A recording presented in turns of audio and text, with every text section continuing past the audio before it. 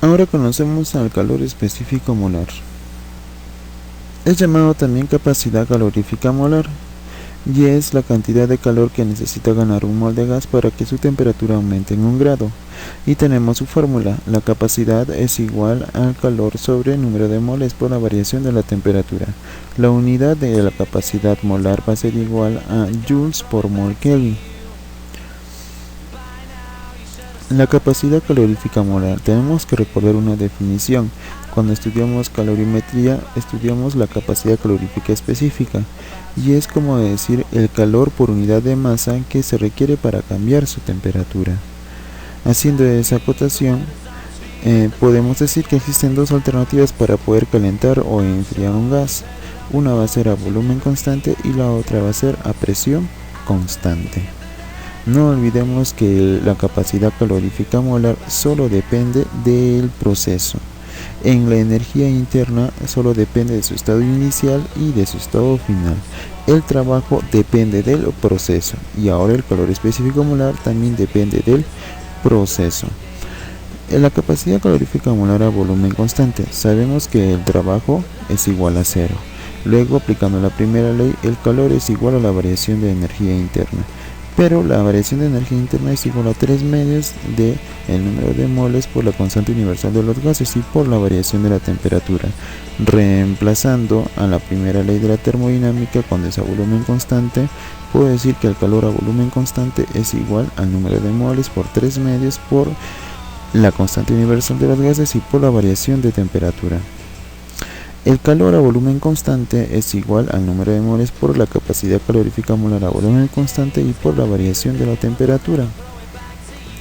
Despejando, obtengo que va a ser igual, la capacidad calorífica molar va a ser igual al calor sobre el número de moles y por la variación de la temperatura. Y reemplazando en la ecuación que ya obtuve, puedo decir que el calor específico molar a volumen constante es igual a 3 medios de la constante universal de los gases. Esta formulita, variación de energía interna es igual al número de moles por el calor específico molar a volumen constante y por la variación de la temperatura, funciona, o es aplicable, mejor dicho, para todos los gases ideales. Capacidad calorífica molar a presión constante. Sabemos que el trabajo es igual a la presión por la variación del volumen. Aplicando la ecuación de estado, esto lo puedo igualar al número de moles por la constante universal de los gases y por la variación de la temperatura. Acuérdate de la fórmula de ecuación de estado para los gases.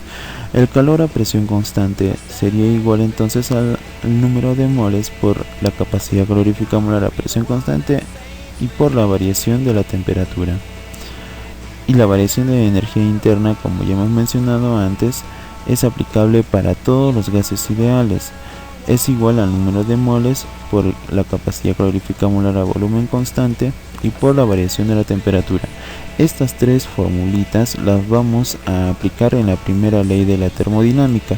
Reemplazamos todos los datos respectivos y obtenemos que el calor específico a presión constante menos el calor específico molar a volumen constante es igual a la constante universal de los gases.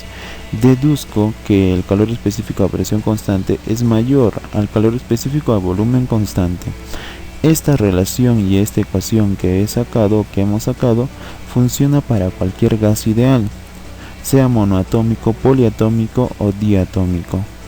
El calor específico a volumen constante, como ya hemos mencionado antes, es 3 medios de la constante universal de los gases. Reemplazas en tu relación la capacidad calorífica a presión constante es igual a 5 medios por la constante universal de los gases. Pero esta relación de acá que he conseguido solo va a funcionar para un gas monoatómico. Observaciones de la capacidad calorífica. En caso de los sólidos y líquidos, los valores de la capacidad calorífica a volumen y a presión constante son prácticamente iguales. La capacidad calorífica molar a volumen constante también es igual a 5 medios de la constante universal, y a presión constante también es igual a 7 medios de la constante por la constante universal, pero esta relación solo va a ser para gases diatómicos como el hidrógeno, el oxígeno, el nitrógeno, monóxido de carbono y el cloro. No nos olvidemos de la relación de que la capacidad a presión constante es mayor a la capacidad molar, a volumen constante.